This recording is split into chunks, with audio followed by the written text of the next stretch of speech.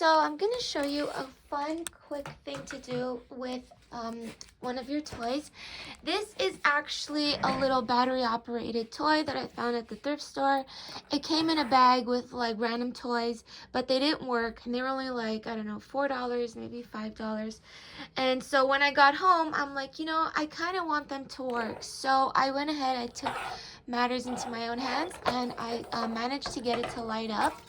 And if you're wondering how I did that, so basically after finding these toys online, I seen pictures that the puppy's eyes light up, and this one is also supposed to light up too. This one is actually Build Your Own Bot, which is, I think, a toy where it comes in pieces and you basically put the pieces together and the toy like lights up and makes sounds and things like that. But of course I couldn't fix the damaged parts of the toy, so I decided to do it another way. This toy, I will show pictures of what it originally looked like. It was called Zoomer, and it's a puppy with eyes that light up, and there's wheels and everything. So I'm like, oh, I wish the lights could turn on even if it was broken. So what I had done was, I came across fairy lights. These are some leftover fairy lights that I had. They don't work anymore because this little piece was gone. And you should be careful if you have fairy lights that they could still work, only if the pieces are together. So if you want to take care of your fairy lights, try to use super glue so that pieces like this and these springs don't slide out and then your lights won't work because you lost it or something. So basically what I had gotten were fairy lights, very small fairy lights. They sell them at the dollar store, and they're usually battery operated.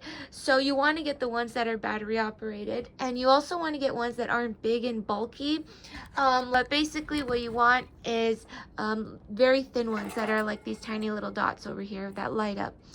So what I had done was I got my little toy and I went ahead and I wrapped certain parts of the fairy lights around the neck, and then I secured it down here to the bottom, and I glued it. And I don't want to take it apart, but when the battery does die, I will go ahead and take off this onesie and I will swap the batteries. So here's the little light switch that I had put in, and I think it's still so much fun. And if you're wondering how to get the lights to stay, because these fairy lights stick up everywhere, but the good thing about them is that they're very thin, and if you use super glue and you like while you're gluing it, secure it down. Like it literally took, I don't know, half an hour to 45 minutes just to get the lights down. But I just basically used super glue.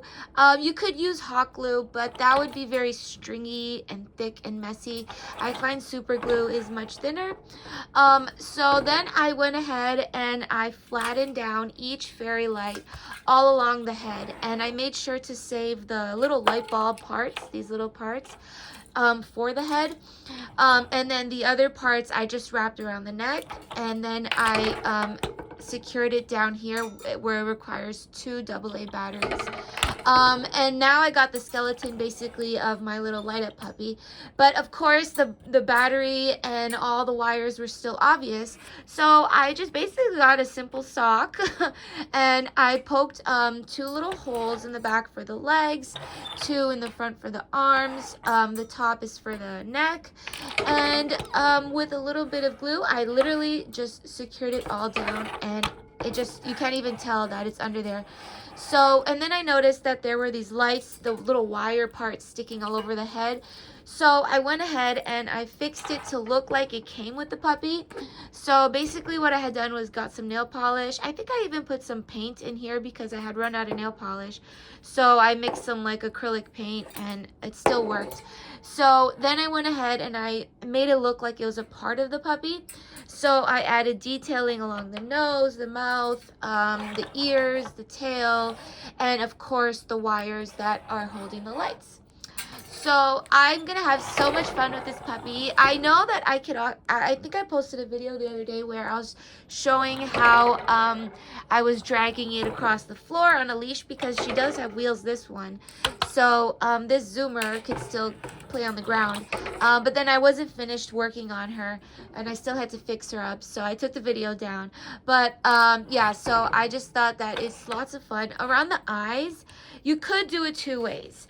As I was sort of coming up with this little toy, I realized that there probably is a chance where you can't get a hold of fairy lights and you still want your puppy to have light in a way.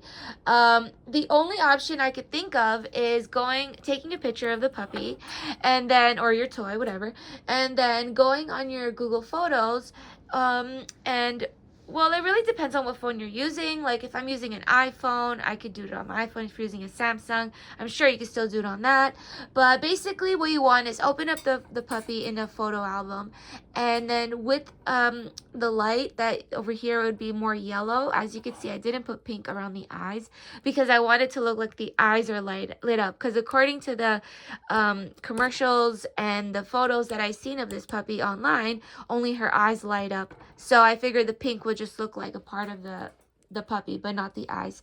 So if you want to make it look like the eyes are lit up, all you got to do is add little yellow dots or like little white dots all along the eyes and save that photo.